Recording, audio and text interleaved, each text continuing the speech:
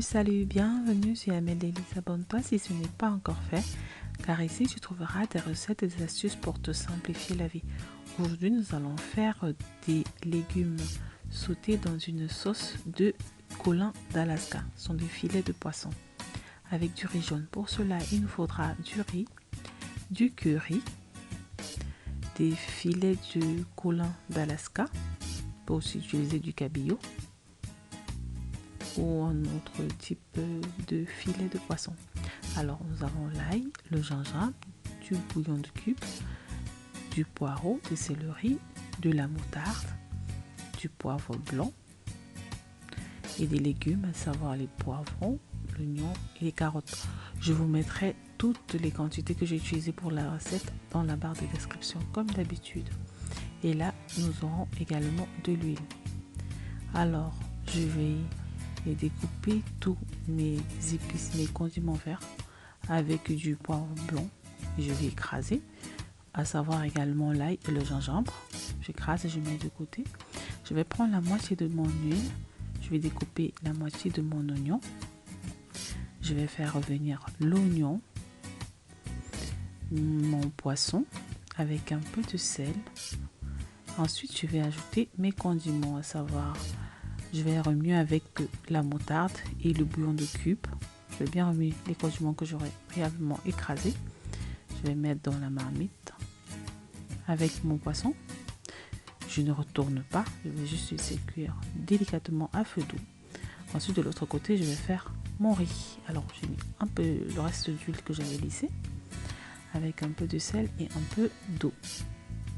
Avec une cuillère à café de curry. C'est ça qui donnera la coloration jaune au riz. Et ensuite, je vais couvrir de l'autre côté, toujours à feu doux. Je vais essayer de remuer délicatement mon poisson pour ne pas le casser et aussi pour ne pas l'émietter. Et notez aussi que je n'ai pas mis d'eau parce que mon poisson, je l'ai sorti directement du congélateur et je l'ai mis dans la marmite. Donc, je n'ai pas eu besoin d'ajouter de l'eau. Alors, pendant que le poisson est en train de cuire, je vais nettoyer mes légumes et je vais les laver. Pour ma recette, j'ai utilisé la moitié de chaque poivron. Dans les poivrons verts, rouge et jaune, j'ai utilisé la moitié de chaque poivron. Vous pouvez également utiliser tout si vous voulez. Mais pour cette recette, j'ai utilisé juste la moitié et j'ai utilisé toutes mes 3 carottes. Alors, j'ai découpé en lamelles, grossièrement. Vous pouvez également découper en petits morceaux. Moi, je la voulais comme ça. Alors, et pareil pour les carottes. Je les ai juste coupées un peu plus gros. Vraiment pas fin. C'est pas fin, pardon. Alors, le riz, j'ajoute encore un peu d'eau.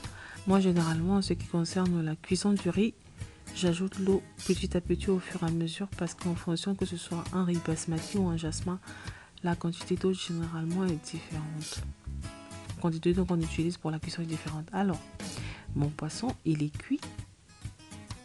Je vais le retirer et le réserver. Ici, pour que mon poisson ne se casse pas complètement, je n'ai pas vraiment remué. J'ai juste secoué la marmite et remué délicatement pour que ça ne s'émiette pas. Alors, voilà, j'ai retiré. Toute la recette, je l'ai faite en 1 heure, pas plus. Je pense même que c'était 45 minutes. Alors, je vais d'abord mettre les carottes parce que les carottes par rapport au poivron ont une cuisson plus longue. Je vais d'abord laisser cuire les carottes. Là, j'ai mis à plein feu et mon riz, il est prêt. Donc, je l'aime un peu al dente. Du coup, je l'ai enlevé comme ça. Mais pour les enfants, il faut cuire encore un peu plus. Alors là, ma carotte, elle est cuite. Et du coup, je vais mettre les poivrons.